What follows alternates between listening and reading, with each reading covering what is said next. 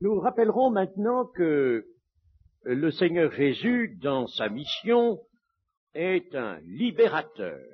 Et pour le rappeler d'une façon absolument scripturaire, certaine, nous lirons dans le prophète Ésaïe au chapitre 61, chapitre auquel le Seigneur à Nazareth avait emprunté sa lecture et sa prédication.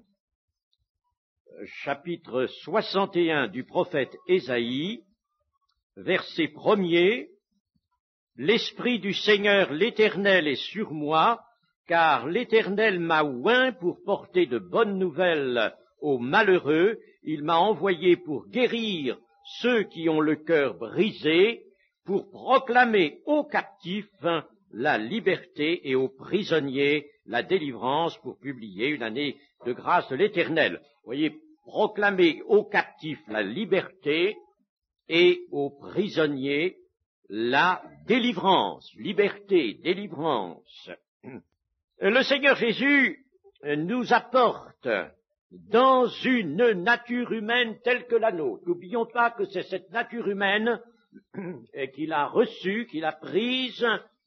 C'est là que son œuvre s'accomplisse. La nature humaine est le creuset dans lequel va se faire, s'accomplir, le tout est accompli, s'accomplir toute la mission de rédemption. Et que va-t-il apporter dans cette nature humaine telle que la nôtre? Il va apporter un affranchissement et une liberté, sa propre liberté. Alors, nous allons voir maintenant Jésus établissant la liberté dans notre nature, dans, bien sûr, sa personne humaine. C'est dans cette personne humaine que tout se joue. Rappelez-vous ceci.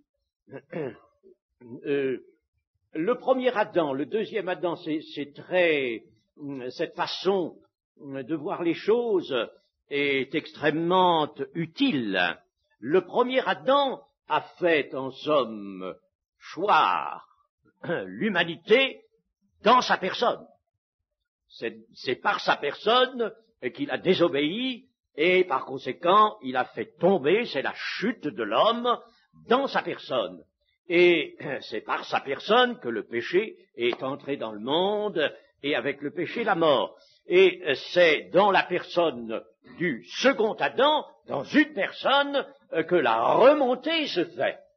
Il enlève des captifs, il emmène des captifs vers le haut, il vient les chercher dans le bas, là où l'humanité gît, là où elle est tombée, il vient la prendre et la remonte. Donc, vous voyez que toute l'œuvre du Seigneur Jésus, l'œuvre de rédemption, s'opère dans sa personne humaine. C'est pour ça il est précisé que cette personne est une chair semblable à celle du péché, semblable à la nôtre. Alors nous allons maintenant nous reporter à Matthieu chapitre 4, qui contient le récit de la tentation. Chapitre 4, récit de la tentation, verset 1er. Matthieu 4. Alors Jésus fut emmené par l'Esprit dans le désert, pour être tenté par le diable. Après avoir jeûné 40 jours et 40 nuits, il eut faim. Le tentateur, s'étant approché, lui dit, « Si tu es fils de Dieu, ordonne que ces pierres deviennent des pains. » Jésus répondit, « Il est écrit, l'homme ne vivra pas de pain seulement, mais de toute parole qui sort de la bouche de Dieu. » Nous lirons les autres tentations dans un instant. Voyons cette première tentation. Eh bien, Jésus répond que l'homme ne vivra pas de pain seulement, mais de toute parole qui sort de la bouche de Dieu. Vous voyez comme il assume vraiment l'humanité. L'homme ne vivra pas. Il ne s'agit pas de sa personne seule, mais de l'humanité dont il assume le rétablissement, le salut, la libération. Et Jésus, par cette réponse à Satan, se fait libre à l'égard de la vie matérielle. Et il donne priorité, prééminence à la parole de Dieu, donc à la vie selon l'esprit. Si l'on vit d'abord, en tout premier lieu, de la parole qui sort de la bouche de Dieu, eh bien, c'est ça, la vie selon l'esprit, qui a été le thème de cette convention. Donc, il se fait libre à l'égard de la vie matérielle. Ce n'est pas qu'il manquera de quelque chose. Nous rendons grâce à table pour la nourriture, et nous avons raison. Et peut-être n'y appliquons-nous pas suffisamment d'attention, une pensée suffisamment pénétrante, car c'est très important, c'est vrai. Et je ne vais pas épiloguer là-dessus, mais on peut dire qu'il y a quantité de peuples sur la terre qui ont manqué, il y a des famines. J'en ai fait dernièrement une sorte de recensement des famines à l'époque moderne qui sont terribles. Il y a mettez un bon quart de l'humanité qui souffre de famine. Ça, on ne s'en rend pas compte souvent. Eh bien, sachons bien que vraiment, n'est-ce pas, nous ne manquerons de rien, mais nous donnons priorité à la parole de Dieu, et nous ne sommes pas assujettis, nous sommes libres même à l'égard de la vie matérielle. Libres. Il le montre. Deuxième tentation, verset 5.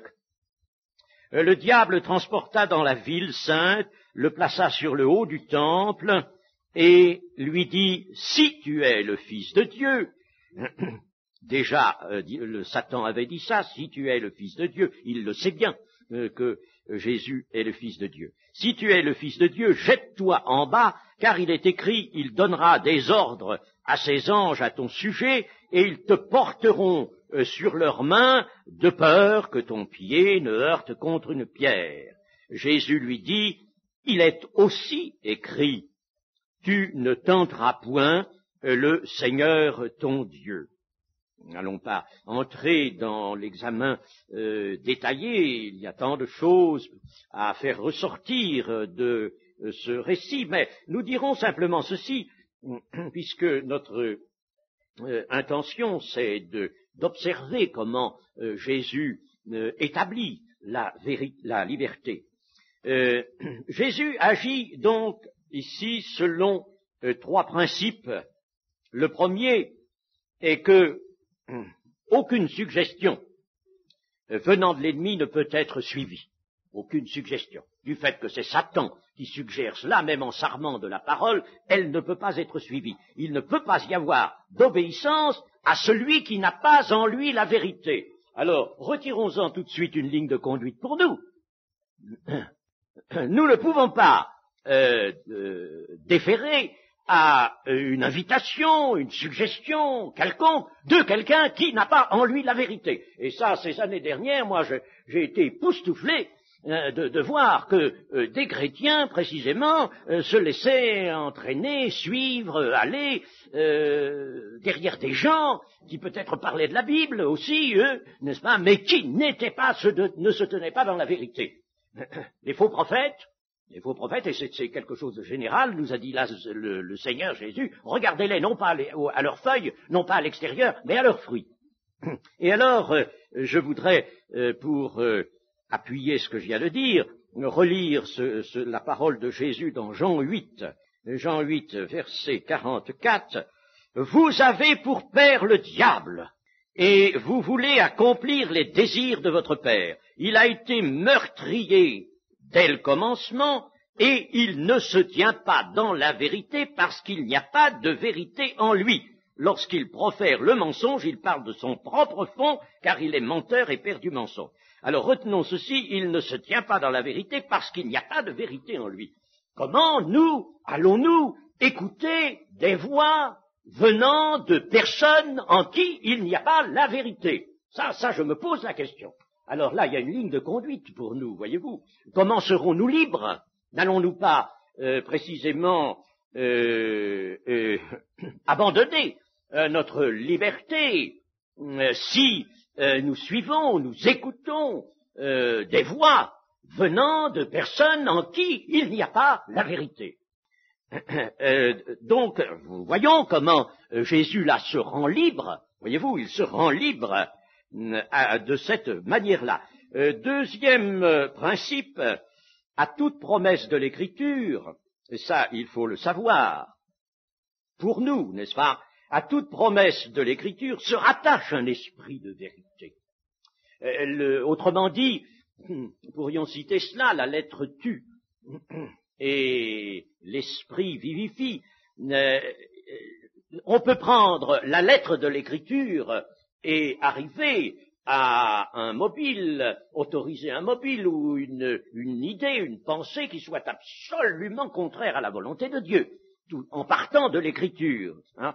Eh bien, par conséquent, là, il faut penser que seul l'Esprit Saint peut nous conduire dans toute la vérité. Cette affirmation du Seigneur Jésus, qui est dans l'Évangile de Jean, on l'a uniquement interprétée comme indiquant que l'Esprit allait nous introduire dans toute la connaissance de la vérité. D'ailleurs, il y a des interprètes qui ont ajouté cela, la connaissance de la vérité. Mais ce n'est pas ce que veut dire le Seigneur seulement, bien sûr, il y a cela, la connaissance de la vérité. Mais quand il est dit que le Saint-Esprit va nous conduire dans toute la vérité, lui qui nous met en possession de l'œuvre de rédemption accomplie par Christ, c'est lui qui nous met en possession. N'est-ce pas lui qui nous conduit? Les fils de Dieu ne sont-ils pas conduits par l'Esprit? Et par conséquent, cette parole veut dire que le Saint-Esprit va nous conduire non seulement dans la connaissance de la vérité, mais dans l'accomplissement de la vérité. Et va nous conduire dans les moyens de vivre dans la vérité, de nous manifester dans la vérité. Et comment se manifeste-t-on dans la vérité? On se manifeste dans la vérité par l'obéissance à la parole de Dieu, l'obéissance exacte. Et l'Esprit Saint va nous permettre une obéissance exacte. C'est pas nous. Un jour, un pasteur protestant, me dit, vous savez, laissez-moi vous dire que vous faites tout de même un petit peu d'orgueil quand vous dites que vous avez la vérité en nous. Et je lui ai dit, c'est pas moi qui le dis, c'est le Seigneur.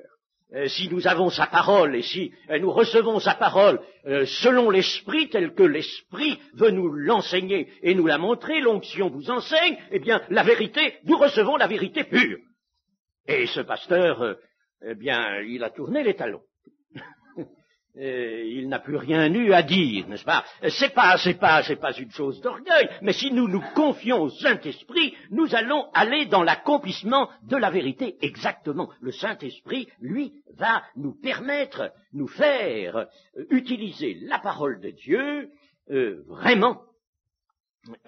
Le troisième principe qui résulte, qui enfin apparaît dans la deuxième tentation, Jésus ne veut pas, se refuse à démontrer qu'il est le Fils de Dieu, et pour la bonne raison, c'est que cela doit se savoir par la foi.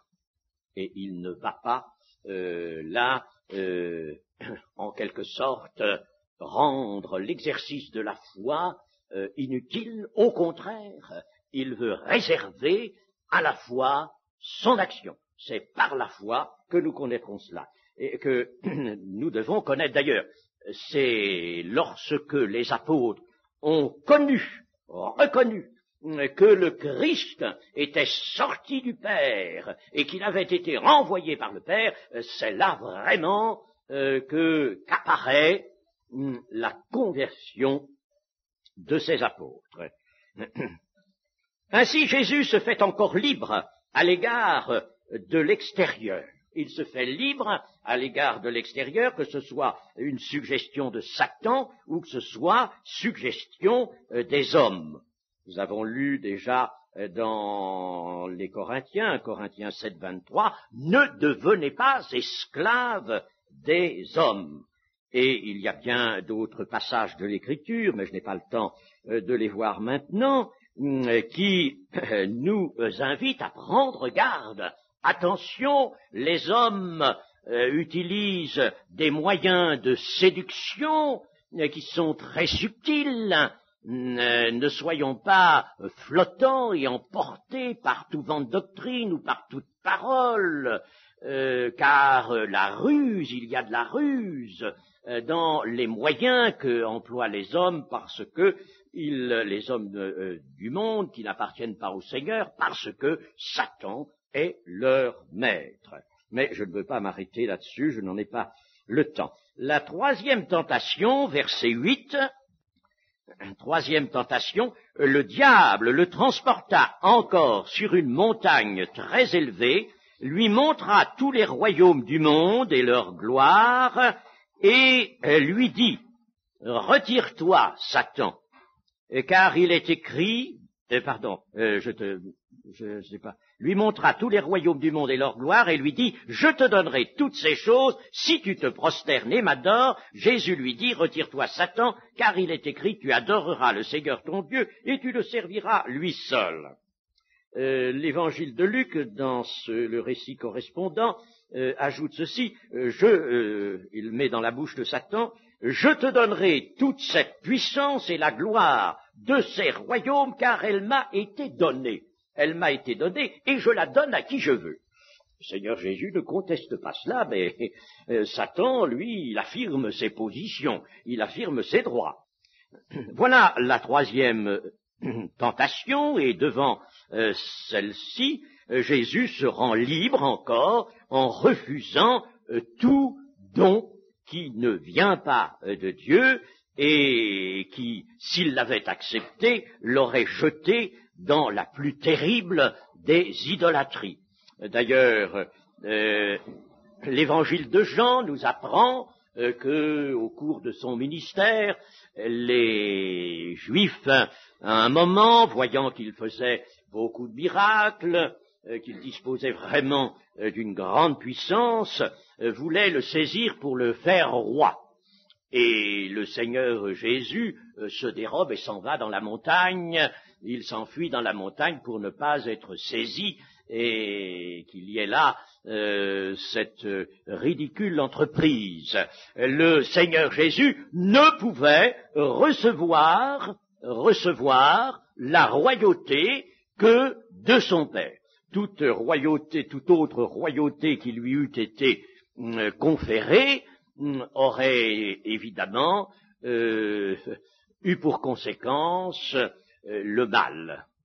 Et il était impossible donc que Jésus ne se rende pas libre à l'égard d'une telle proposition. Et la parole nous montre que nous avons nous-mêmes, de la même manière, à nous rendre libres à l'égard de toutes sortes d'entreprises, toutes sortes d'idées, de désirs ou de propositions qu'on pourrait nous faire, nous rendre libres parce que nous ne pouvons dans la vie chrétienne que recevoir de Dieu. Attention, ça c'est très important. Je lis dans 1 Corinthiens chapitre 4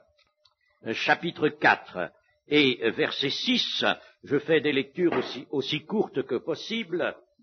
C'est à cause de vous, frères, que j'ai fait de ces choses une application à ma personne et à celle d'Apollos, afin que vous appreniez, retenons bien cela, afin que vous appreniez, il y a des choses à apprendre dans la vie chrétienne, beaucoup de choses, afin que vous appreniez en nos personnes, Paul et Apollos, en nos personnes, à ne pas aller au-delà de ce qui est écrit, et que nul de vous ne conçoive de l'orgueil en faveur de l'un contre l'autre, car qui est-ce qui te distingue? Qu'as-tu que tu n'aies reçu? Et si tu l'as reçu, pourquoi te glorifies-tu comme si tu ne l'avais pas reçu? Donc, si nous avons quelque chose qui puisse contribuer à l'édification de l'Église, qui est sa place dans la marche, dans la mission de l'Église. Et il y a des dons variés, il y a des missions de diverses sortes. Si nous avons quelque chose, il faut que cela, nous l'ayons reçu de Dieu. Reçu de Dieu. Ce n'est pas nous-mêmes, ce n'est pas quelqu'un qui aurait pris ça sous son bonnet, qui peut nous investir, si vous voulez, n'est-ce pas, d'une charge quelconque, il faut que cela nous soit donné par Dieu. Je vais vite, je suis obligé, vous voyez, d'aller assez vite, c'est à cause de la montre. Ainsi, Jésus nous apporte le salut, sa victoire sur le péché et sur la mort. Et il nous apporte son parfait accomplissement de la loi. Je veux dire essentiellement de la volonté de Dieu. Hein? N'entendons pas loi dans un certain sens, la loi déformée qu'avait le peuple juif au moment de la présence du Seigneur Jésus sur la terre. Pensons à la volonté de Dieu. Donc, il nous apporte son parfait accomplissement de la volonté de Dieu dans sa personne, par sa personne humaine, dans une nature telle que la nôtre. Et la liberté est incluse dans la victoire de Christ, tout ce que le Christ a fait et a dit a acquis non seulement le pouvoir d'obéissance, comme nous le dit Hébreux 5, un pouvoir d'obéissance qui a été ramené, rétabli dans l'homme, mais aussi la liberté. La liberté est donc incluse dans la victoire de Christ. Nous l'avons dans cette victoire, cette liberté. Nous l'avons et nous en jouissons dans le lien avec le Seigneur Jésus. Je voudrais lire ici 2 Pierre chapitre 1, verset 3. 2 Pierre chapitre 1 et verset 3. Comme sa divine puissance nous a donné tout ce qui contribue à la vie et à la piété, au moyen de la connaissance de celui qui nous a appelés par sa propre gloire et par sa vertu, lesquelles nous assurent de sa part les plus grandes et les plus précieuses promesses, afin que par elles vous deveniez participants de la nature divine en fuyant la corruption qui existe dans le monde par la convoitise.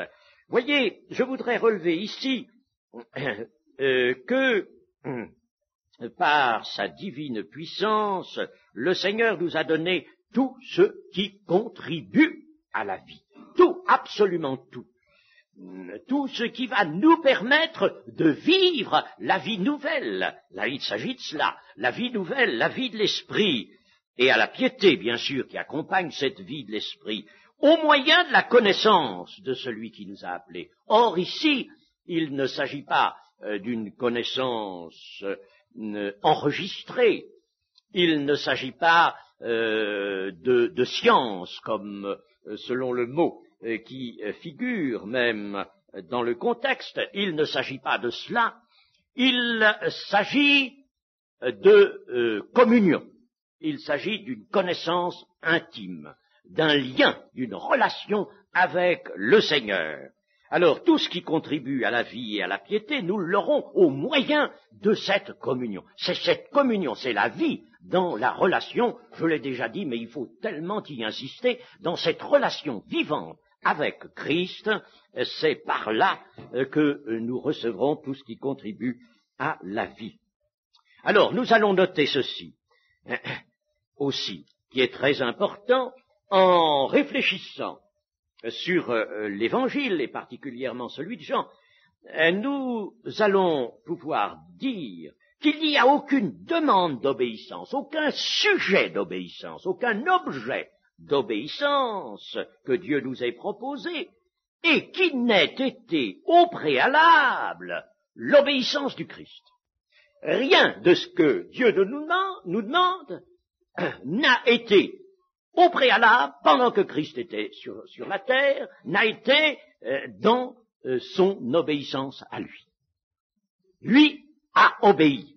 Et c'est à cause de cela, et par le fait de cela, que nous sommes invités à l'obéissance et que nous pouvons obéir. Je lirai simplement, parce que je ne peux pas faire trop de citations, dans Jean chapitre 15, le verset 10, Jean chapitre 15, le verset 10. « Si vous gardez mes commandements, vous demeurerez dans mon amour, de même que j'ai gardé les commandements de mon Père et que je demeure dans son amour. » Ce que je vous demande de faire, c'est ce que j'ai fait.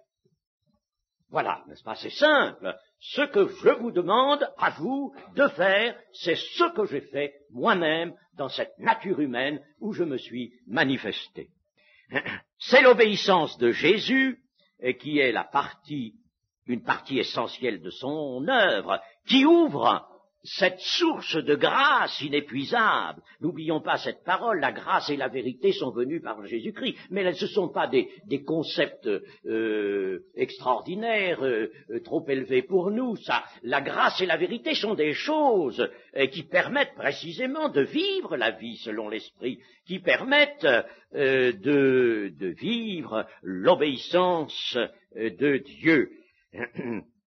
Oui, c'est l'obéissance de Jésus qui a ouvert donc une source de grâce inépuisable. La grâce est venue par Jésus, la grâce et la vérité sont venues par Jésus. Eh bien, en conclusion, je vais donc dire ceci. C'est en suivant Jésus, en marchant avec lui dans le lien de l'amour, dans la connaissance du Fils et du Père, dans la connaissance, cette connaissance intime, c'est-à-dire cette relation intime par l'Esprit. C'est donc en suivant Jésus que nous apprendrons pratiquement. On a beaucoup parlé ici, on a posé des questions à ce sujet. Oui, mais nous sommes bien convertis, nous avons l'assurance d'être passés par la nouvelle naissance, mais cependant, nous n'arrivons pas quand même à nous sentir libres, maîtres de certains côtés. Oui, il y a bien des choses qui ont disparu, de mauvaises choses, mais il y en a d'autres qui restent là encore. Eh bien, chers amis, c'est qu'il faut apprendre. Il faut croître, grandir, nous l'avons cité cela, mais il faut apprendre, beaucoup apprendre. Et le Seigneur, justement, parce qu'il ne nous veut pas esclaves, désire que nous apprenions, comme des disciples sont là au pied de leur maître pour apprendre. Apprendre quoi? Apprendre à nous situer au-dessus des difficultés. Apprendre à nous placer au-dessus des difficultés, et non pas à succomber sous le poids sous la peur des difficultés. À nous placer au-dessus, par la foi, nous placer au-dessus des difficultés. Apprendre à être libre, comme Jésus l'a été, à l'égard de tous les événements qui surviennent et dans lesquels nous sommes assez souvent concernés. Eh bien, à être libre, comme Jésus l'a été, comme Paul lui-même l'a été. Paul, il nous dit par exemple ceci, et qu'il a été content, il a eu un contentement général, quand il était dans la disette, dans la misère, qu'il manquait même du nécessaire, qu'il souffrait, eh bien, il était content, aussi content que lorsqu'il était dans l'abondance. Eh bien, voilà un exemple, n'est-ce pas, qui montre qu'il a su être libre, comme l'a été Jésus à l'égard des événements, des particularités de l'existence. Apprendre pratiquement aussi à aborder les circonstances en disciples de Christ, et non pas par des réactions spontanées de la chair. Arrêter le mouvement de la chair. Pouvoir arrêter le mouvement de la chair et aborder les circonstances. Mais c'est ça l'existence. C'est une suite de circonstances. Nous sortons de notre maison, nous allons sur le trottoir, se présente une circonstance, et puis à la fin de la journée, il y en aura peut-être eu 10, 20, 30, 100 peut-être, des circonstances petites ou grandes, mais il y a des circonstances qui font appel à notre réponse. Nous avons à nous manifester devant les circonstances, et il faut se manifester en disciple, et ça s'apprend. C'est ça l'expérience de la parole de justice. Il faut apprendre pratiquement donc à aborder les circonstances avec la propre maîtrise du Seigneur Jésus. Le suivre, c'est ça, avec sa propre maîtrise. Il faut apprendre pratiquement à ne pas plier sous les exigences, des exigences, et qui, certaines, pourront être accueillies, d'autres non. Vous avez remarqué que le Seigneur Jésus ne répond pas toujours objectivement aux questions qui lui sont posées. Et en tout cas, il ne répond pas par une acceptation à toutes les propositions qui lui sont faites. Donc, ne pas plier sous les exigences, savoir discerner ce qu'il y a dans ces exigences. Il y en a qui viennent du malin, et il y en a d'autres qui peuvent être bonnes.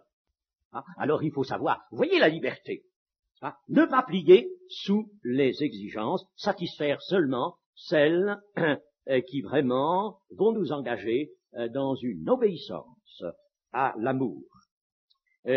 Ensuite, apprendre à vivre sous la conduite de l'esprit nouveau, cet esprit nouveau dont nous parle l'Épître aux Romains. Eh bien, apprendre à vivre ça s'apprend, ça, vivre selon l'esprit, cela s'apprend, chers amis. Vous n'allez pas sortir de cette convention en disant, maintenant, ça y est, je vis selon l'esprit, mais vous allez partir avec ce désir puissant en vous d'apprendre vraiment dans la piété et dans la connaissance, dans la communion avec le Seigneur, d'apprendre à vivre sous la conduite de l'Esprit nouveau, et cet Esprit nouveau s'alimente à l'Esprit du Christ.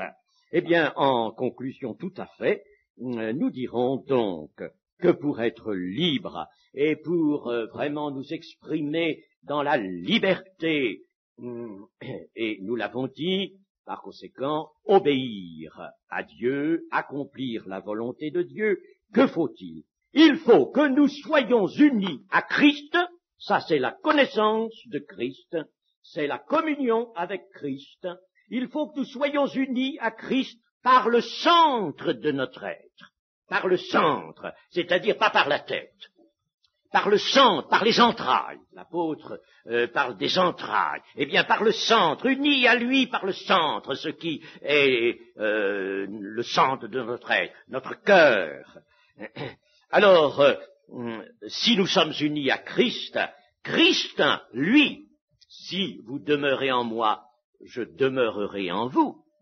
Alors, Christ va nous unir à lui, va venir, lui, il va être là, à pied d'œuvre, en nous, et il va nous unir, non pas seulement à sa personne bénie, mais il va nous unir à tout ce qui accompagne sa personne, c'est-à-dire va nous unir à son œuvre, à sa victoire. Et dans sa victoire, je le répète, il y a notre liberté. Amen. Alors, comme nous l'avons fait hier, nous allons vous proposer de parler, c'est à vous de parler, que plusieurs, sans crainte, surmontant peut-être leur timidité naturelle, leur réserve, soit posent des questions, soit nous fassent part d'une expérience, enfin, de tout ce qui peut se rapporter à cette question qui a été traitée de la liberté, et surtout cet après-midi, de la liberté acquise par Christ dans sa propre vie, dans sa propre expérience. Est-ce qu'il n'y a pas aussi une façon de se rendre libre en ne répondant pas aux questions qui sont manifestement tendancieuses ou destinées à introduire des idées perverses? Eh bien oui, ça fait partie, je crois, je n'ai pas eu le temps évidemment d'envisager toutes les applications qu'on peut en faire, mais de cette liberté que le Seigneur Jésus a manifestée lui-même dans le cours de cette tentation dans le désert. Naturellement, je vous l'ai dit, n'est-ce pas, on ne peut pas suivre toute suggestion, on ne peut pas même répondre toujours à toute question.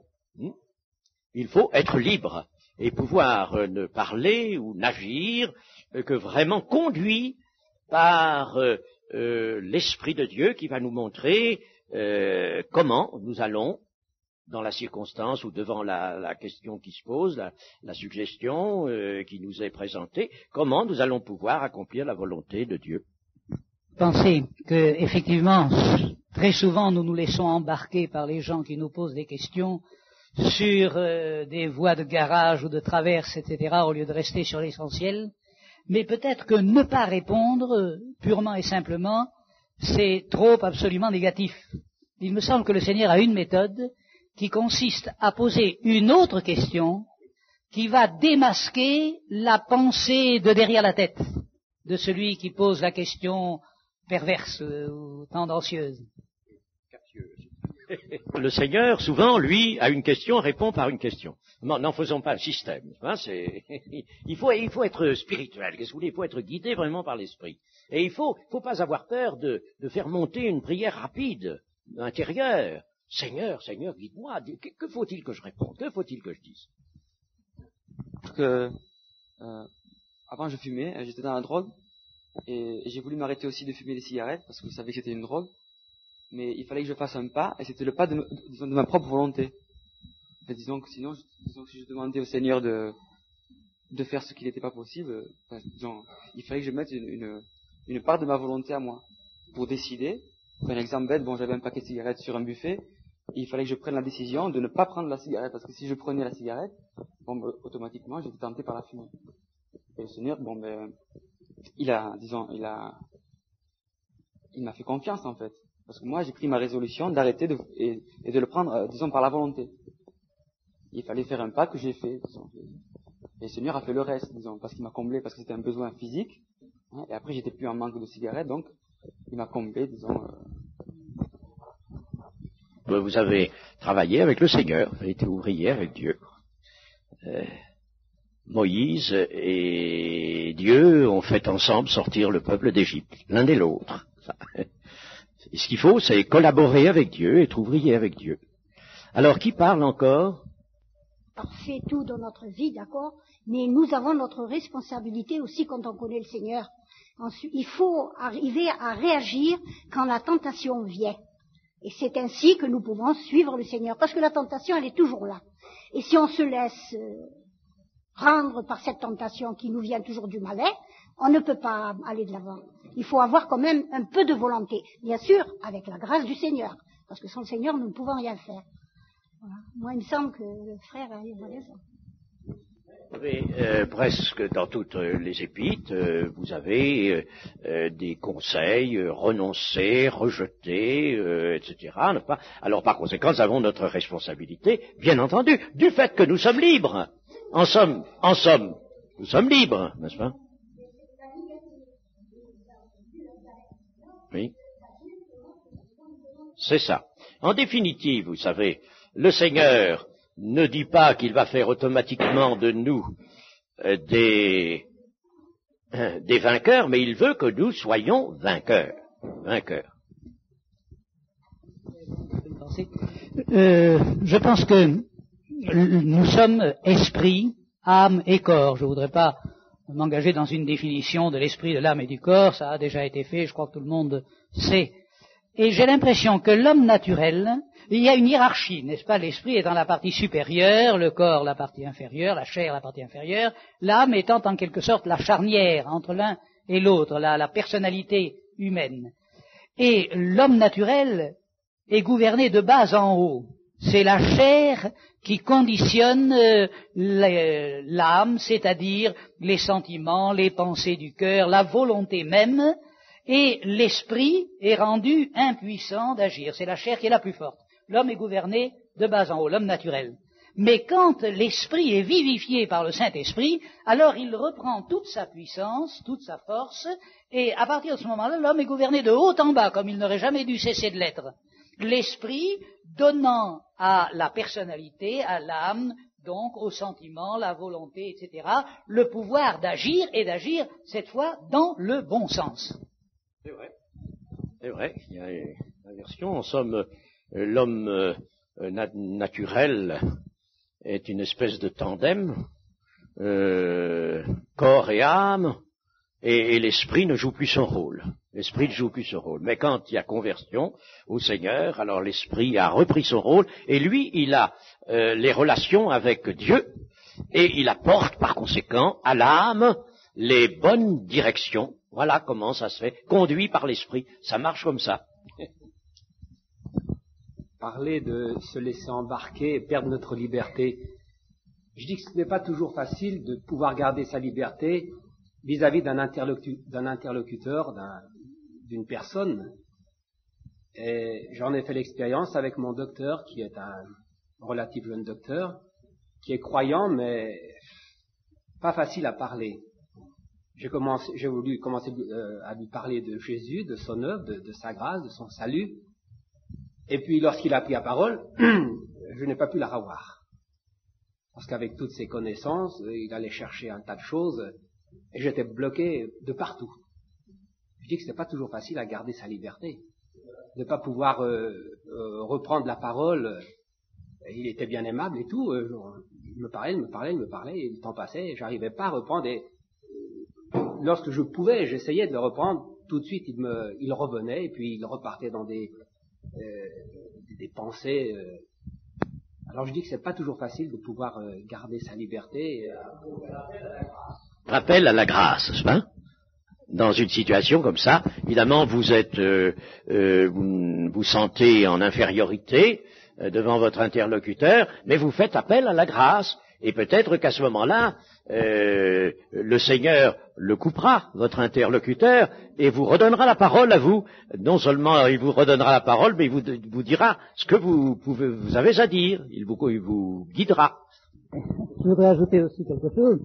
Là aussi, dans le cas du docteur en question, évidemment, il a une habileté de parole, une habileté de raisonnement que dans la plupart d'entre nous n'avons pas.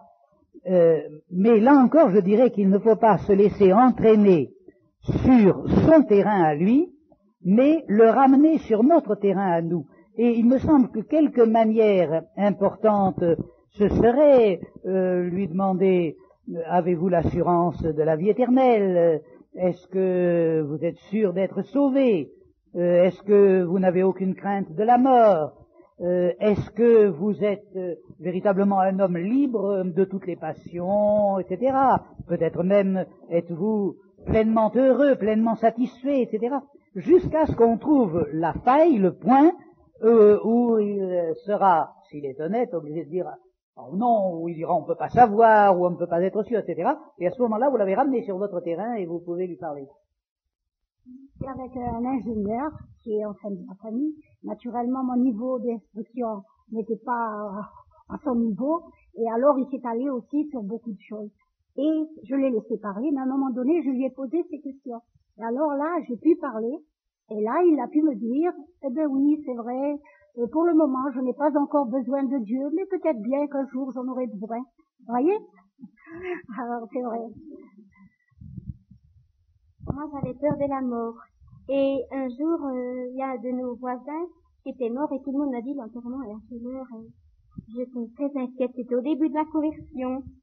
Alors, j'ai dit, faut quand même que j'y aille parce que tout le monde, les voisins me disaient à l'enterrement. Alors, c'était un catholique et je suis allée et j'étais toute seule. Et c'était au début que j'allais écouter l'évangile. Et je suis restée, j'ai dit, Seigneur, moi, qu'est-ce que je fais? Est-ce qu'il faut que j'aille aussi bénir? Et le Seigneur m'a dit, non, reste à ta place. Et j'avais très peur de la mort, très très peur. Et je suis rentrée chez nous, j'ai plus pensé à la mort, je n'ai plus jamais le faire. Le Seigneur m'a délivrée sans que je lui demande. Oui, vraiment, c'est merveilleux. Quand on a affaire à des gens qui sont beaucoup plus intelligents que nous, est-ce que, à la place de faire de la théologie, ne vaudrait-il pas mieux simplement témoigner, être des témoins de Christ, comme il nous a demandé, en témoignant ce qu'il a fait pour nous, ce qu'il a fait dans notre vie, on aurait beaucoup plus de facilité et le Saint-Esprit mettrait les mots dans notre bouche de ce qu'on a à dire pour l'instant. Je crois que le Seigneur le ferait, parce qu'il n'abandonne pas ses enfants dans ce temps-là.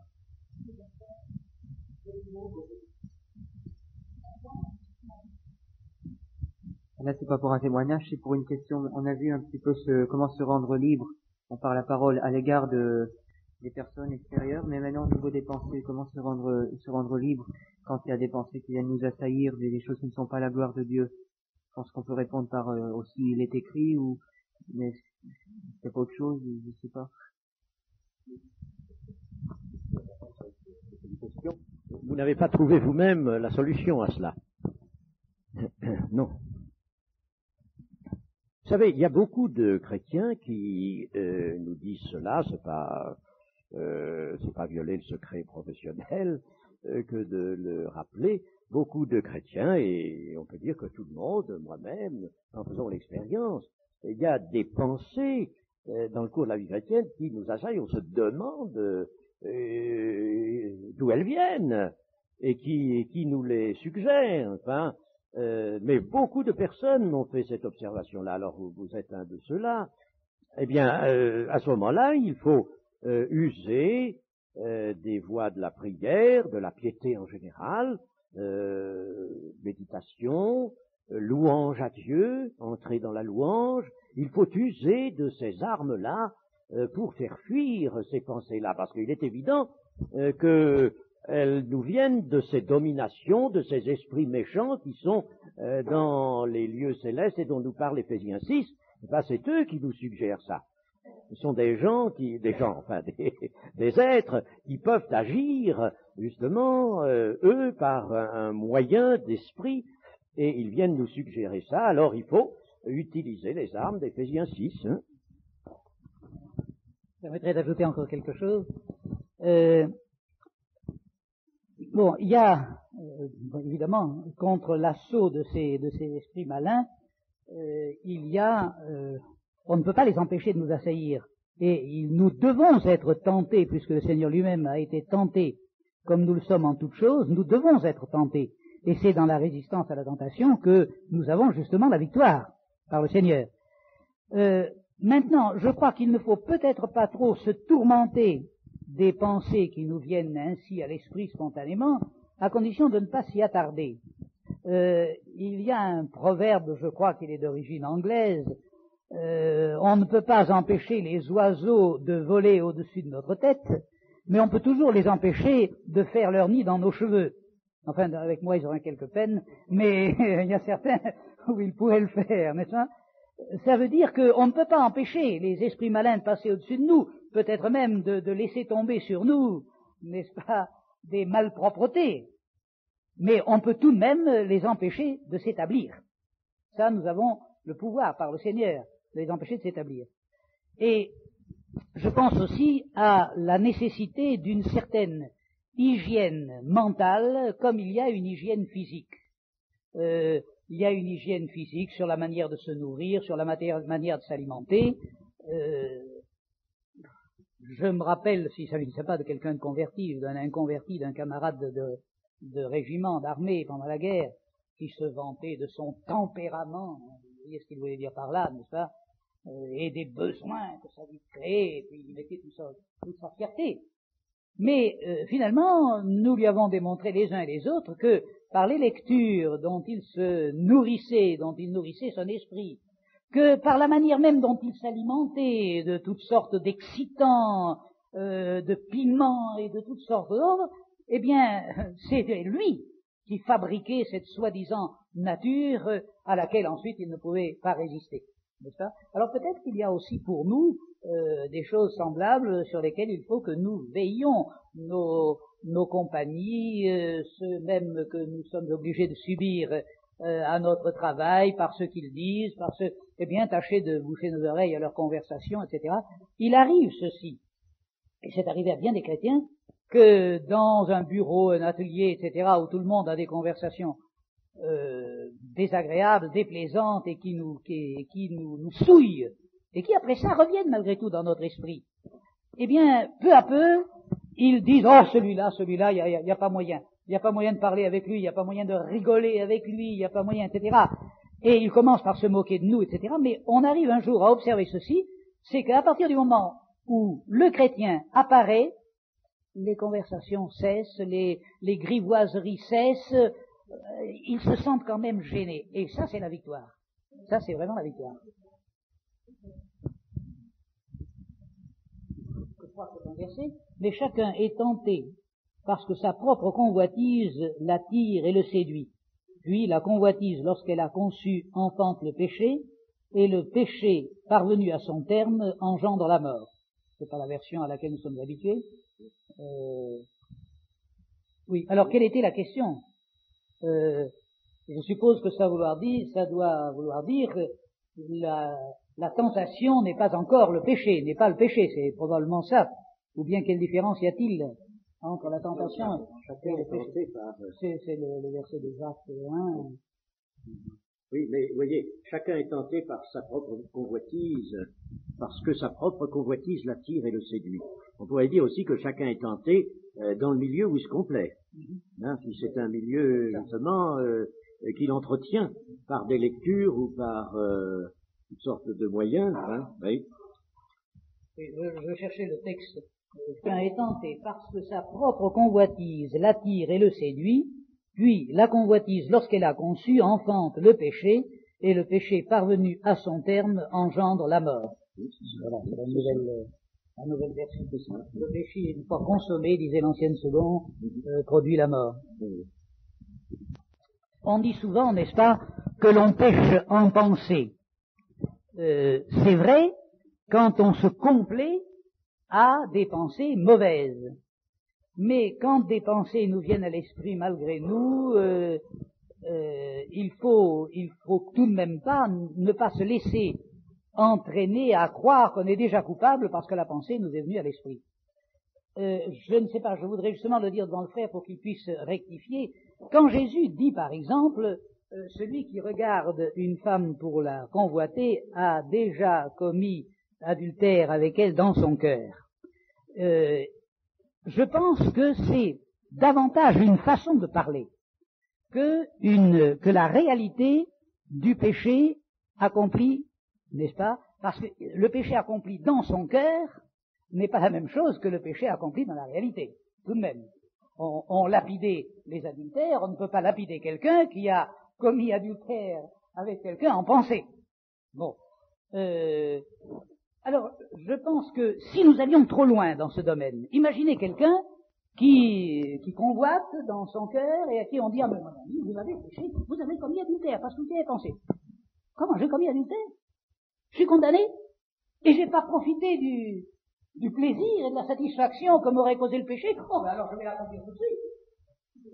Vous voyez l'absurdité où on aboutirait de cette manière-là. N'est-ce pas? Le Seigneur peut dire que ça nous met. C'est le chemin glissant. C'est le chemin glissant qui, si nous y persévérons, nous entraînera effectivement au péché. Ça vient de la précision des paroles. C'est ça. Et puis je crois que le Seigneur a le droit d'employer des figures de style un petit peu comme nous les employons nous-mêmes. Supposons que je dise d'un enfant, ah vous savez, si vous lui servez un gâteau pour être tranquille, il n'en laisse pas une miette. Et que quelqu'un ait regardé, et dit 1, 2, 3, 4, mais il y a encore 8 miettes là. Vous êtes un menteur. Ce serait une absurdité. J'emploie une manière de parler que tout le monde comprend en disant qu'il n'en laisse pas une miette. Mais si on veut prendre ça strictement au pied de la lettre en disant que parce qu'il en a laissé une miette, moi je suis un menteur d'avoir dit il n'en laisse pas une miette, on pourrait dire mais vous ne savez pas ce que parler veut dire, c'est tout, n'est-ce pas? Et je crois qu'il y a souvent des figures de style employées par le Seigneur auxquelles il faut que nous donnions leur juste proportion et leur juste valeur. Et ça ne minimise pas du tout l'avertissement du Seigneur, ça lui donne sa pleine valeur et son plein équilibre. Il faut d'abord que tu arrêtes cela dans ta pensée. Parce que si tu ne l'arrêtes pas, tu vas arriver à l'acte. Hein, voilà. Ce qui m'est arrivé à mon travail, on m'a changé de travail. Je suis allée dans un endroit où c'était tout se racontait, là, les vilaines choses. Dès que je suis arrivée, ça ne me plaisait pas, bien entendu. Je faisais mon travail, je les écoutais, des vilaines choses. Et puis alors, tout d'un coup, un beau jour, je les ai plus vues, elles partaient plus loin, les employés, une dizaine, elles allaient discuter ailleurs, elles sans rien dire. Vous voyez, elle disait, oh mais celle-là, bien ce que vous avez dit tout à l'heure. On a parlé de l'agression des pensées. Et est-ce qu'on peut appliquer ça au rêve? Le livre d'Ecclésiaste nous dit qu'il y a des rêves qui viennent du surmenage, surmenage de la journée. Hein. Alors les rêves, moi je n'ai pas fait d'études spéciales sur l'origine des rêves et des cauchemars. Enfin, c'est ce que nous dit la Bible tout de même. Hein. Alors là, je pense peut-être aussi moi à l'hygiène générale. Vous voyez, il y a tout de même dans la Bible, des conseils de la Bible, il se dégage un certain équilibre, une certaine hygiène dont on n'est pas suffisamment soucieux en général. l'hygiène morale, l'hygiène physique, ça se tient dans le fond. Hein, et je pense que ceux qui, par exemple, mangent beaucoup, boivent ou, je ne sais pas, sont surmenés ou parlent beaucoup, ont beaucoup trop de conversations, ils sont peut-être plus sujets que d'autres à des rêves et à des cauchemars, et cela, évidemment, est un peu ennuyeux, un peu gênant. Enfin, je ne sais pas ce que vous en pensez. Non, je n'ai rien de plus. Moi non plus, je n'ai pas étudié la question des rêves, mais je pense que, alors là, comme on est dans le sommeil, on n'est pas directement responsable au moment où le rêve se produit, ce n'est pas volontairement qu'on l'a produit. Mais évidemment, nos états antérieurs peuvent avoir suscité ce rêve, et nous sommes responsables des états antérieurs, ceux que nous avons vécus à l'état de veille et non pas à l'état de sommeil. Dire ceci, moi, que depuis que je suis au Seigneur, et que par conséquent, il a pu déjà accomplir un certain travail en moi, je me suis aperçu quelquefois, avec une grande surprise et avec douleur, je dirais, que j'étais assailli pendant la nuit, comme ça, par des rêves, des pensées que même autrefois je n'avais pas. Et même ici, pendant cette convention, une nuit, j'étais assailli par des rêves qui étaient manifestement une attaque en règle de la part de l'ennemi. Et ce rêve m'a amené à me réveiller, et je repoussais avec horreur toutes les pensées qui m'étaient en moi. Et il était très évident que c'était l'ennemi qui faisait ça. Et j'ai entendu souvent le reportage de grands serviteurs de Dieu qui, du fait même de leur importance, disons, dans l'œuvre de Dieu, se trouvaient attaqués par l'ennemi d'une façon très très concrète et très violente. Il m'est arrivé une nuit, c'est toujours, j'ai remarqué, les nuits qui précèdent le dimanche. Qui précèdent le dimanche. Qui précède le culte, qui précède le dimanche. Et une nuit, j'ai rêvé, samedi soir, samedi, et le matin, quand je me suis levé, je me suis trouvé sale, mais alors sale. Je savais même pas, j'avais l'impression, je sais pas, d'avoir, alors justement, c'était certainement une attaque, à ce moment-là. Et autrefois, je suis arrivé à me débarrasser, en arrivant à dire dans le rêve, au nom de Jésus. Et à ce moment-là, le rêve s'arrête. Et ça m'étonne. Mais c'est très dur, à ce moment-là, j'ai l'impression que c'est très dur, ça n'arrive pas à sortir dans le rêve. Mais 2 fois ça m'est arrivé, et 2 fois je me suis raccroché. Pour revenir à l'idée qu'on avait parlé au sujet des pensées, là, il m'a été posé une question un jour auquel j'ai eu assez de mal à répondre. C'est en rapport avec l'adultère en pensée. Quelle attitude avoir quand on va sur les plages? Parce que bon, sur les plages, il est évident qu'il y a des choses, des convoitises, des choses, des sujets d'être tentés. Alors, comment rétablir l'équilibre là? Est-ce qu'il faut se priver d'aller à la plage pour ne pas être tenté, ou qu'est-ce que vous pensez? Enfin, j'ai pas vraiment su quoi répondre à cette question. C'est un peu difficile. Et il y a des choses dont il faut savoir se priver, évidemment. Ça, mais prenons-le si vous voulez comme un exemple, hein, une illustration. Mais enfin, il y a un tas d'autres choses dont il faut savoir s'éloigner. Hein. Ça revient en somme au même problème. Si nous nourrissons nous-mêmes, en nous-mêmes, l'envie de quelque chose, l'excitation vers quelque chose, alors là, évidemment, la tentation va être tellement forte que nous risquons d'y céder. Hein. Juste pour dire à ce sujet que je pense que même si, bon, on se prend dans l'exemple qui a été cité, on est à la plage, je pense qu'en tant qu'enfant de Dieu, même si nous sommes obligés à voir des choses qui sont manifestement pas à la gloire de Dieu, je pense que pour autant, dans le cœur, on peut avoir cette pureté, et puis finalement, c'est le monde, et puis moi je suis pas venu à la plage pour voir ça, quoi. Et avoir...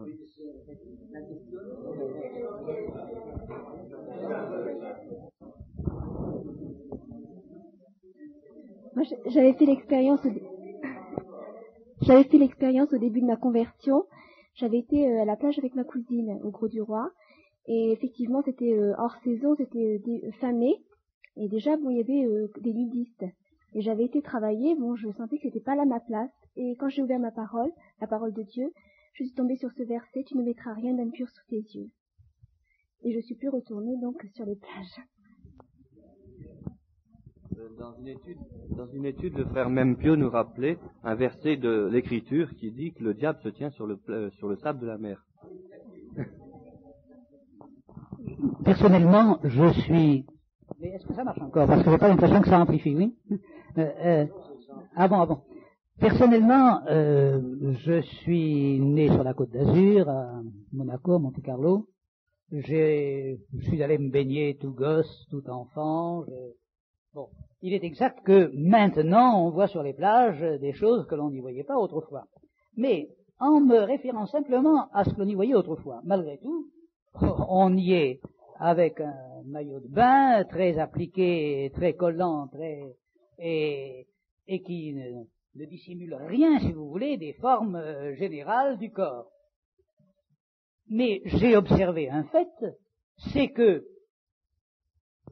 cela ne me causait aucun trouble, et étant habitué à le voir, ayant commencé, si vous voulez, en toute simplicité, en toute pureté, alors que l'attitude de quelqu'un d'entièrement vêtu, mais un tant soit peu provocante, un décolleté un peu échancré, un croisement de jambes un peu excessif, provoquait beaucoup plus de troubles que quelqu'un en bikini sur une plage, n'est-ce pas?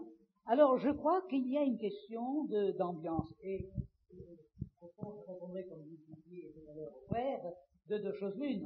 Ou bien on sait qu'on domine parfaitement la chose, ou bien alors on fuit, parce que la fuite est souvent une des meilleures formes de courage dans ce domaine.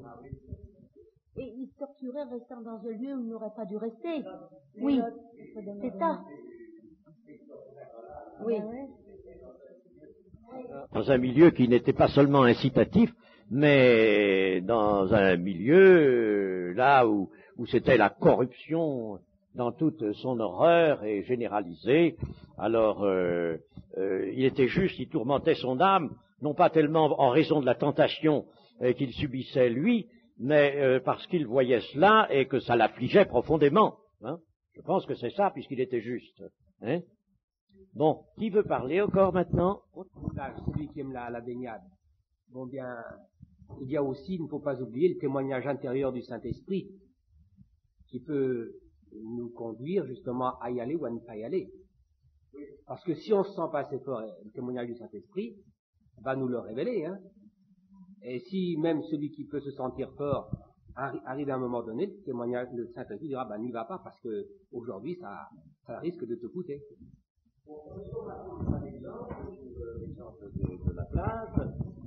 Moi, c'est au sujet de la télévision. Au début de ma conversion, enfin de notre conversion, nous avions la télévision depuis longtemps, on est des mordus de la télévision. Et puis, bon, on avait gardé cette télévision, on regardait de temps en temps, mais on n'y trouvait plus l'attrait du tout. Et plus ça menait, plus on voyait qu'il fallait vraiment l'enlever. Parce qu'il y avait des choses vraiment qui nous troublaient, et on avait du mal de prier après. Alors on s'est débarrassé de cette télévision, et on s'est aperçu après qu'on pouvait le soir prier davantage.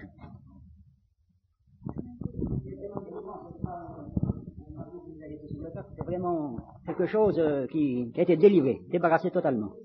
Oui.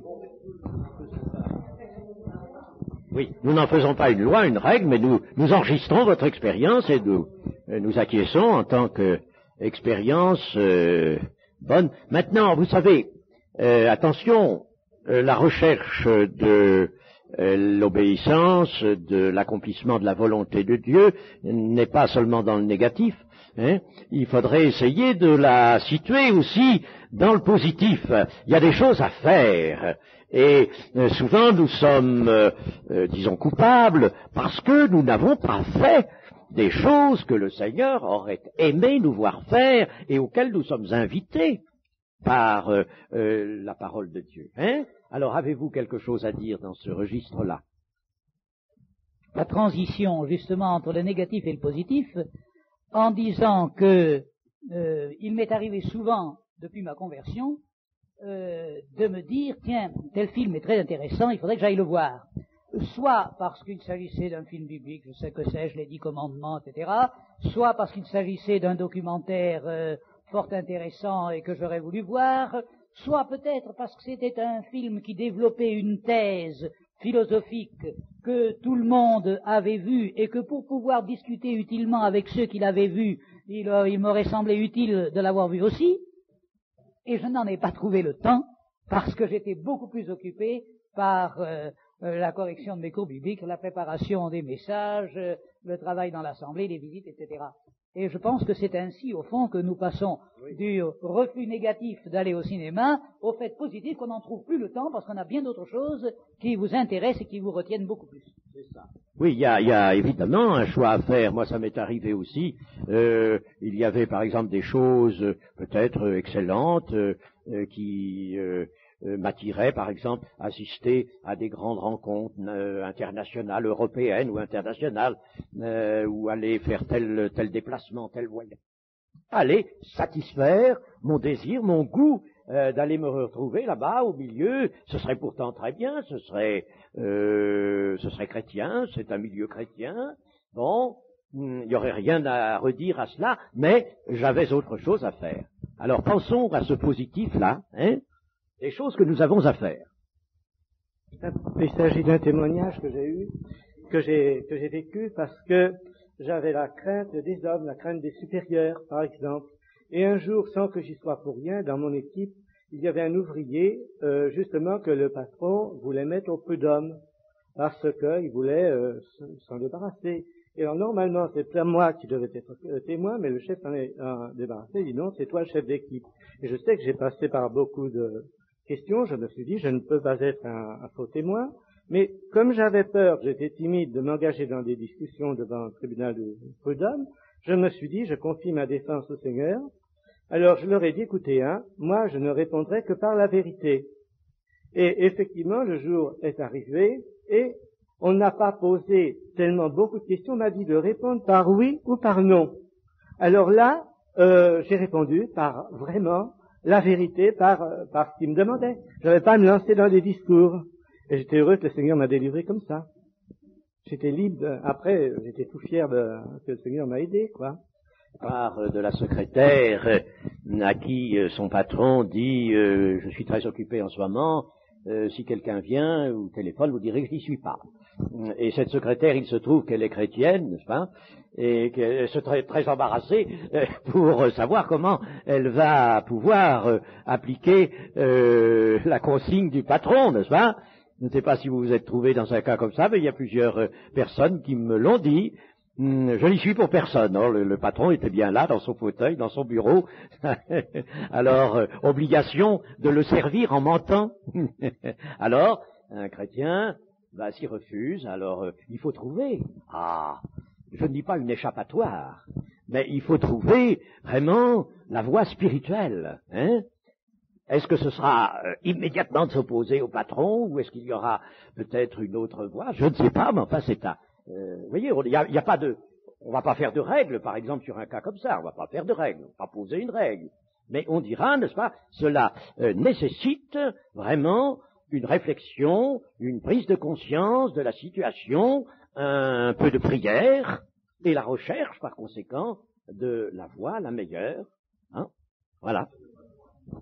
Très exactement semblable à celui-ci, où une chrétienne s'est trouvée à répondre à son chef de service, s'agissait d'une administration, en disant non, monsieur, je ne pourrais pas dire que vous n'êtes pas là, mais je dirais que vous êtes très occupé, qu'on ne peut pas vous voir, que c'est pas... Alors il s'est mis en colère d'abord, mais peu à peu, à cause de ce témoignage et puis à cause de la manière dont cette sœur se comportait dans tout son travail, il l'a prise en grande estime, à tel point que cette sœur a fait entrer dans cette administration une vingtaine de chrétiennes de l'Assemblée, et la chrétienne actuellement est décédée depuis 8 ou 10 ans, mais les autres continuent à rendre le même témoignage et font embaucher encore dans l'administration des chrétiennes des assemblées.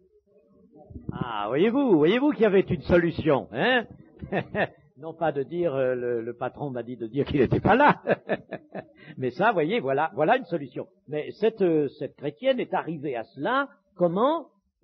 En réfléchissant, en priant, hein, et elle a reçu si vous voulez, la force d'avoir cette attitude qui a produit des fruits nombreux et magnifiques. Voilà quelque chose d'intéressant. Bon, qu'est-ce qui veut encore parler? Nous avons encore quelques minutes. J'ai bien aimé ce que le frère Ephraim nous a rappelé dans sa prédication, que quelquefois, pour être vrai avec le Seigneur, il fallait prendre des décisions et il fallait prendre vraiment une décision, même si ça nous coûtait. Hein, les apôtres et tous les hommes de Dieu ont quelquefois dû rendre témoignage, ont dû prendre position et quelquefois ils ont été persécutés. Mais il y a des fois où on ne peut pas échapper. Il faut qu'on dise la vérité en tant que chrétien, c'est ce que je pense moi. Moi, j'ai fait l'expérience il y a quelques jours ici d'une liberté de pouvoir me taire en face de critiques qui, je puis dire devant le Seigneur, étaient vraiment injustifiées. C'était d'abord des critiques qui ne m'atteignaient pas moi, mais l'Église dans la généralité. Je ne veux pas trop m'étendre parce que j'étais peinée, mais c'était concernant certaines activités. Et c'était de la part de chrétiennes. Et je vous assure que ça m'était très dur avant je rétorquais toujours quand on me disait des choses, je ne pouvais pas. Et j'ai senti là vraiment une libération. Le Seigneur m'a fait taire. Et je puis dire que le lendemain, à la prédication, tout a été dit concernant cette chose-là. Précisément sur ce sujet, le Seigneur a justifié lui-même. J'ai été émerveillée et je trouve que j'étais contente d'avoir pu me taire. Et je glorifie le Seigneur de m'avoir donné cette victoire. On croit quelquefois qu'il faut rétorquer, qu'il faut toujours parler, et notre sœur nous dit que là, elle a eu cette maîtrise de pouvoir se taire, et c'est ce que désirait le Seigneur dans le cas, la circonstance où elle se trouvait. Et alors, il y a eu le Seigneur, ça a permis au Seigneur ensuite de régler la question avec ses moyens à lui. Bah, voyez, c'est très bien. Qui veut encore parler? Là-bas. Je voudrais reprendre dans un sens plus général. À la fin de l'exposé, vous avez parlé de la liberté, et quand vous avez parlé d'amour, vous avez repris plutôt par l'esprit. Or, je me suis réveillé, il y a 2 ou 3 jours au matin, et devant moi, il m'a été montré que la Bible, en elle-même, démontrait l'amour de Dieu. Depuis la création, même à travers ses commandements, ses lois, ensuite à travers le don de Jésus, à travers le don du Saint-Esprit, à travers l'appel. Alors, je pense que quand on obéit par amour, non comme par contrainte. Et comment expliquer? J'ai regardé les commandements. On parle toujours des commandements d'amour et on prend les premiers. Mais je pense que tous les commandements sont des commandements d'amour. Parce que mentir ou l'adultère, si on regarde bien, c'est une agression par rapport à nous-mêmes. Et aux autres, mais c'est aussi par rapport à nous-mêmes, ce qu'on n'aimerait pas qu'on nous fasse à nous. C'est évident que lorsque le Seigneur a donné par Moïse au Sinaï la loi, eh bien, c'était une preuve d'amour pour son peuple.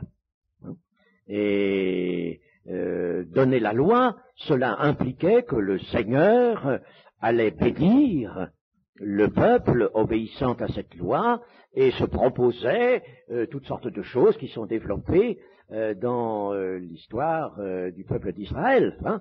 Le Seigneur se proposait un tas de choses, vraiment son amour, il voulait le manifester. Oui.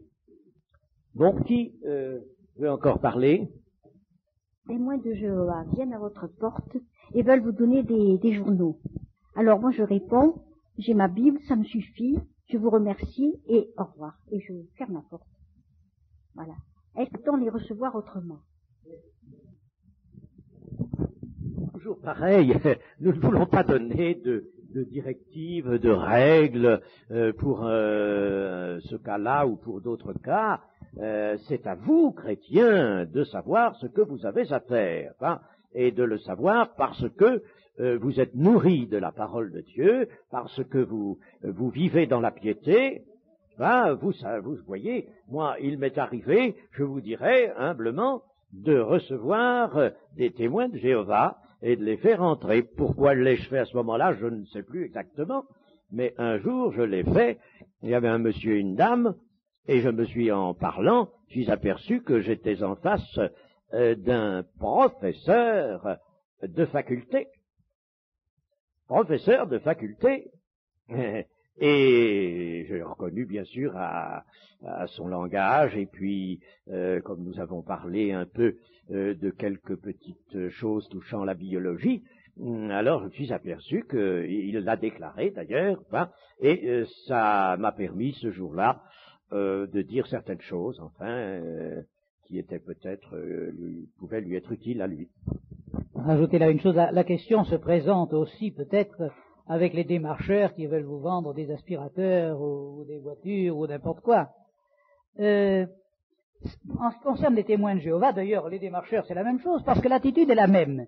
Ils ont appris un petit discours qu'ils répètent porte après porte, aussi bien les témoins de Jéhovah que les démarcheurs. J'ai fait un petit peu de démarchage, d'ailleurs j'ai beaucoup souffert. Quand j'étais étudiant, il fallait que je gagne quelques sous pour payer mes études, et le soir, à partir de 5 heures jusqu'à 9 heures du soir, nous avions d'abord une période d'instruction et nous faisions ensuite du démarchage pour une vague assurance vie, etc. Il m'est arrivé, je ne suis pas éminemment sensible, mais de pleurer dans les escaliers des immeubles pour ce genre de travail dont le Seigneur m'a vite délivré, heureusement. Je sais un petit peu comment ça se passe.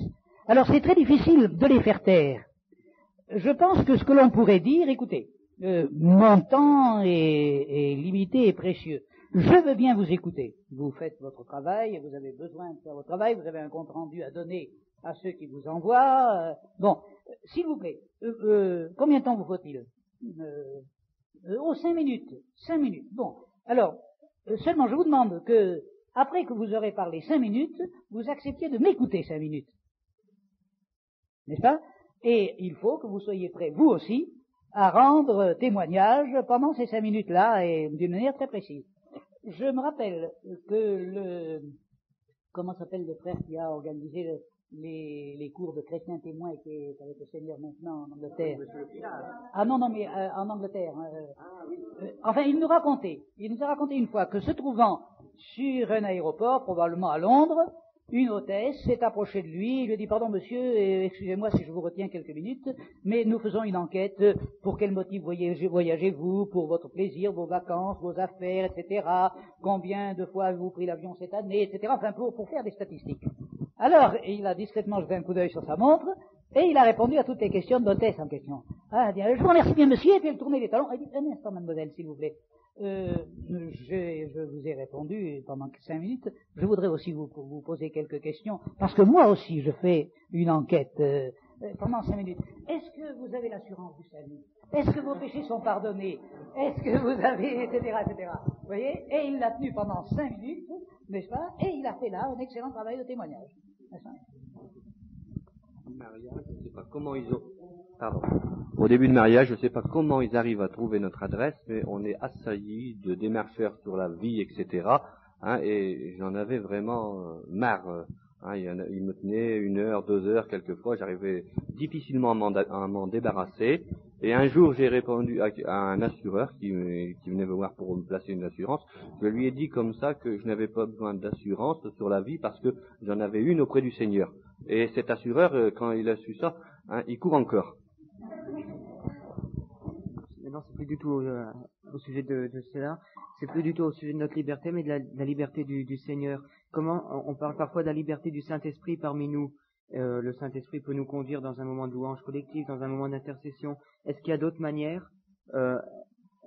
Est-ce que le Saint-Esprit est libre d'une autre manière, ou est-ce qu'il y a d'autres choses dans la liberté du Saint-Esprit? Et quelles sont les choses en nous qui empêchent le Saint-Esprit d'être libre? Je crois que le Saint-Esprit est réellement libre et que nous n'avons pas la possibilité de l'entraver, de l'empêcher, sauf peut-être en nous-mêmes. En nous-mêmes. Nous pouvons très bien refuser l'action du Saint-Esprit. Le Saint-Esprit ne nous contraint pas. On ne peut pas être possédé du Saint-Esprit comme on est possédé d'un mauvais esprit.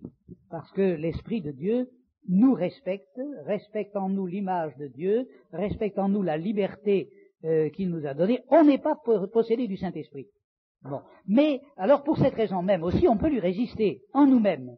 Mais maintenant, quand on est en groupe, quand le Saint-Esprit met au cœur, vous parliez de louange ou de prière, finalement, comme nous sommes essentiellement des hommes, des femmes nés de l'Esprit et remplis de l'Esprit, je crois que l'Esprit arrivera toujours à orienter une réunion, une église, un groupe de chrétiens selon sa voie et selon sa volonté. Ce ne peut être, à mon avis, que des individus qui peuvent résister à l'action de l'esprit, ou alors des groupes totalement étrangers à la vie de l'esprit. Voilà la pensée qui me vient à l'esprit. Je ne sais pas si ça répond bien à votre question. Oui, c'est nous qui pouvons entraver, évidemment, et le Saint-Esprit, lui, ne passera pas au-delà de ce qui est la sagesse de Dieu. Lui, vous comprenez que la sagesse de Dieu, il la vit. Le Saint-Esprit, n'est-ce pas? Il l'apporte, il exprime la sagesse de Dieu. Bon, alors je pense que nous allons devoir nous arrêter maintenant, puis il n'y a plus rien. Eh bien, nous allons terminer par la prière.